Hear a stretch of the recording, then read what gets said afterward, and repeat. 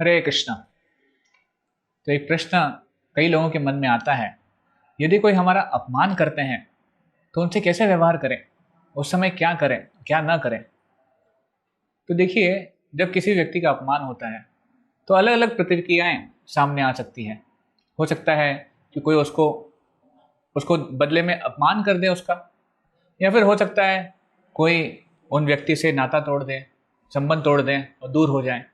या फिर एक और प्रतिक्रिया है, व्यक्ति स्वयं नकारात्मक बुद्धि अपना ले, डिप्रेस हो जाए अपने जीवन में। तो क्या करें जब कोई अपमान करता है। कई बार तो ऐसे होता है कि जब अपमान होता है तो अपमान करने वाले भी हमारे निकट व्यक्ति होते हैं, जिनके साथ संबंध बनाना भी ज़रूरी होता है। तो क्या करें, कैसे करें। शास्त्रों में इसके बारे में विस्तार में वर्णन आता है। शास्त्र बताते हैं, जब किसी का अपमान होता है तो सबसे पहले समझना चाहिए कि अपमान क्यों हो रहा है। इस समझने की पद्धति को हम अपना सकते हैं। सबसे पहले शास्त्रों में बताते हैं, अपमान जो है वो हमारे ही कर्मों का एक कारण होता है। हमारे कर्म किसी न किसी रूप में हमारे सामने आते हैं, और हो ना हो कभी ना कभी हमने किसी व्यक्ति का अपमान किया था, कभी न किसी समय, और उसी उसी के बदले के रूप में हमारा अपमान हो रहा है। तो ये पहला चीज़ है समझना कि कर्मों के आधार पर हमें समझना चाहिए ये मेरा जो कर्मों का फल है मुझे प्राप्त हो रहा है। उसके अलावा हम उस समय क्या करें, कैसे रिएक्ट करें, क्या बर्ताव करें। तो सबसे पहले हमें टॉलरेट करना चाहिए, हमें सहन करना चाहिए। जब भी कोई स्थिति होती है जहाँ पर बहुत सिचुएशन अच्छी नहीं है, बहुत गर्मा गर्मी हो गई है, उस स्थिति में तुरंत अगर हम रिएक्ट करते हैं, अगर हम कुछ बर्ताव करते हैं, तो स्थिति बढ़ने की संभावना होती है और आपस में जो मतभेद है, मनमुटाव है, वो बढ़ जाता है। इसलिए उस समय के लिए टॉलरेट करें, सहनशील बने। और उसके अलावा हम सोच सकते हैं कि ये जो मेरे कर्म हैं, जो बुरे कर्म हैं, इसका मुझे फल मिल रहा है, एक प्रकार से मेरे कर्म नष्ट हो रहे हैं। तो हमें खुश होना चाहिए कि कोई तो व्यक्ति मुझे मेरे कर्म को नष्ट करने में और भगवान के करीब जाने में मुझे मदद कर रहा है। उसके अलावा एक बहुत ही महत्वपूर्ण चीज़ है, हमें अपने कार्य से कार्य रखना है, हमें अपने कार्य के ऊपर केंद्रित रखना है और बाकी अन्य चीज़ों के बारे में ध्यान नहीं देना है। तो एक बार एक किसी ऑफिस में काम करने वाला एम्प्लॉय था, उसने अपने बॉस को जाकर रेजिग्नेशन दे दिया कि हमें अभी इस ऑफिस को छोड़ना है, हमें यहाँ पे काम नहीं करना है, तो आप हमारा इस्तीफ़ा ले लीजिए। तो बॉस ने पूछा, क्या हुआ भाई, क्यों काम नहीं करना चाहते।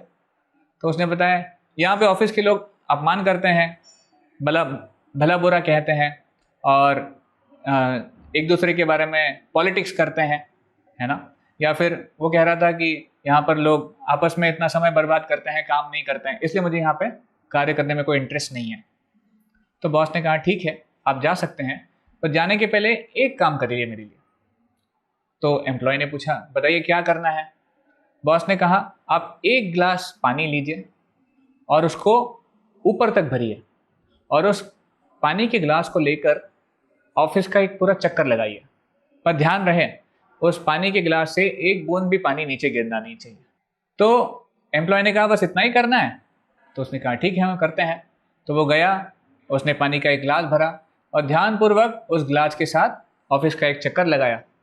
तो जब वो वापस बॉस के पास आया, बॉस ने उनसे पूछा, अच्छा तो जब आप ये चक्र लगा रहे थे ऑफिस का, तो आपने क्या सोचा, क्या आपको किसी का अपमान करते हुए दिखाई दिया। बोले नहीं। क्या आपको कोई लोग पॉलिटिक्स करते हुए दिखाई दिए। वो बोला नहीं। क्या आपको कोई लोग समय को व्यर्थ गंवाते हुए दिखाई दिए। वो बोला नहीं। बॉस ने पूछा, क्यों नहीं दिखाई दिए। एम्प्लॉय ने कहा, क्योंकि मेरा ध्यान पानी के गिलास के ऊपर था।